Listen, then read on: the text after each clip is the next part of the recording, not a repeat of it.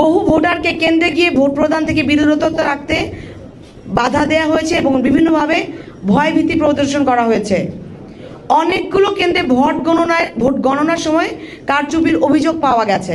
ঢাকা 14 আসনের সবাইকে ভোট দান করার জন্য যে পরিবেশ সৃষ্টি করার দরকার ছিল, দুঃখজনকভাবে ঢাকা 14 আসনে আমরা সেটা করতে পারিনি এবং এই অসহযোগিতার জন্যই আপনাদের সামনে আসা। আমাদের সাথে আমার নেতা কর্মীরা রয়েছেন, এখানকার সাধারণ জনগণ রয়েছেন। আমাদের আজকের বিষয় হচ্ছে ত্রয়োদশ জাতীয় সংসদ নির্বাচনের প্রশাসনের অসহযোগিতা ও কারচুপি প্রসঙ্গে আমাদের আজকের অভিযোগ। ত্রয়োদশ জাতীয় সংসদ নির্বাচনের প্রশাসনের অসহযোগিতা ও কারচুপি যেই জায়গাটায় ছিল, আমাদের নির্বাচনের সংসদীয় আসন 187 ঢাকা 14-তে আমি আপনাদের সামনে আজকে উপস্থিত হয়েছি। আজ বিগত দিনের গতকালকের সময়ে ঘটে যাওয়া সংগঠিত বিভিন্ন অনিয়ম, প্রশাসনের অসহযোগিতা এবং ভোটের যে কারচুপির অভিযোগ সেইটাকে তুলে ধরার জন্য। অন্তত ঢাকা 14 আসনে আমরা আশা করেছিলাম একটা অবাধ, সুষ্ঠু ও নিরপেক্ষ পরিবেশ দিতে পারবো, কিন্তু বাস্তব চিত্র ছিল এটার থেকে ভিন্ন। নির্বাচন চলাকালীন ও ফলাফল প্রক্রিয়ায় একাধিক অনিয়মের ঘটনা ঘটে, যা পুরো প্রক্রিয়াকে এখন প্রশ্নবিদ্ধ করেছে। এবং ঢাকা 14 আসনের এই অভিযোগগুলো, নিম্নোক্ত অভিযোগগুলো আসলে উল্লেখযোগ্য। যেমন, বহু ভোটারকে কেন্দ্রে গিয়ে ভোট প্রদান থেকে বিরত রাখতে বাধা দেওয়া হয়েছে এবং বিভিন্নভাবে ভয়ভীতি প্রদর্শন করা হয়েছে। অনেকগুলো কেন্দ্রে ভোট গণনার সময় কারচুপির অভিযোগ পাওয়া গেছে। পোলিং এজেন্টদের কাছ থেকে ভোট গণনার পূর্বেই ফলাফল শিটে স্বাক্ষর নেওয়া হয়েছে, যা সুস্পষ্টভাবে নির্বাচন বিধিমালার পরিপন্থী। প্রশাসনের নিরপেক্ষ ভূমিকা প্রত্যাশিত থাকলেও বাস্তবে একাংশের অসহযোগিতা ও পক্ষপাতমূলক আচরণের অভিযোগ রয়েছে।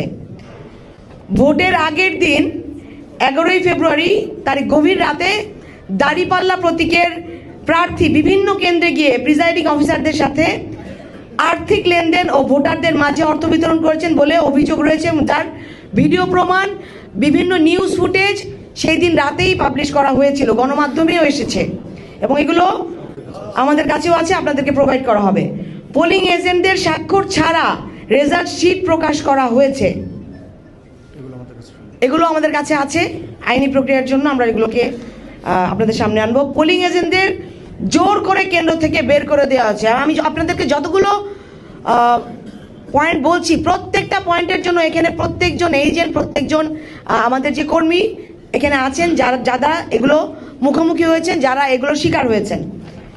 ফলাফল প্রদানে অযৌক্তিক গড়িমসি বিলম্ব করা হয়েছে। বিগত রাত 12টা মাঝরাত পর্যন্ত জানানো হয়নি কোন কেন্দ্রের কত নাম্বার ভোট, কোনোভাবেই একদম চুপ রাখা হয়েছিল। ঢাকা 14 আসনের কোনো ফল প্রকাশ হচ্ছিল না।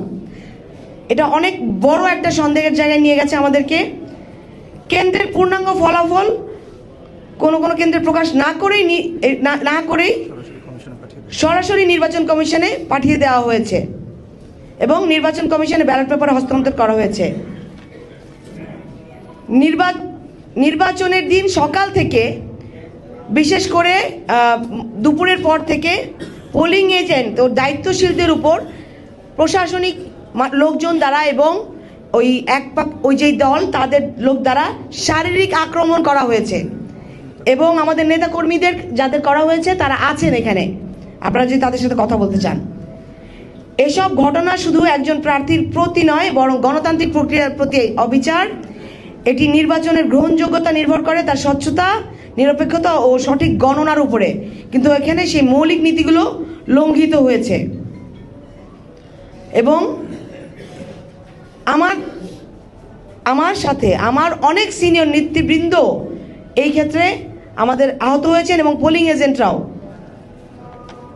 আমাদের দাবিগুলো হলো, উল্লেখিত সকল অভিযোগের নিরপেক্ষ উচ্চ পর্যায়ে তদন্ত করতে হবে, স্থগিত করতে হবে এই আসনের সকল নির্বাচনী ঘোষণা, সংশ্লিষ্টদের বিরুদ্ধে আইনানুগ ব্যবস্থা গ্রহণ করতে হবে, প্রয়োজনে সংশ্লিষ্ট কেন্দ্রগুলোর ফলাফল বাতিল করে পুনর্নির্বাচনের ব্যবস্থা করতে হবে।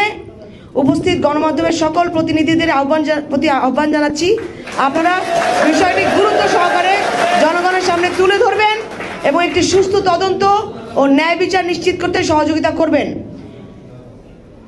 অনেক ফলাফল ছিটে অনেক কেন্দ্রের বেশি কম দেখানো হয়েছে এবং আমাদের জাহানাবাদ থেকে শুরু করে, আমি আপনাদের কাছে কেন্দ্র নামগুলো দিচ্ছি না, সকল বিস্তারিত আমাদের কাছে আছে।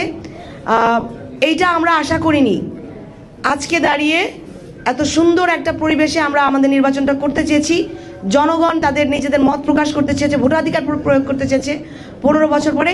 শুধুমাত্র ঢাকা 14 আসনে এই ব্যাপক অনিয়ম, এই ব্যাপক দুর্নীতি আমাদেরকে প্রশ্নের মুখোমুখি করছে।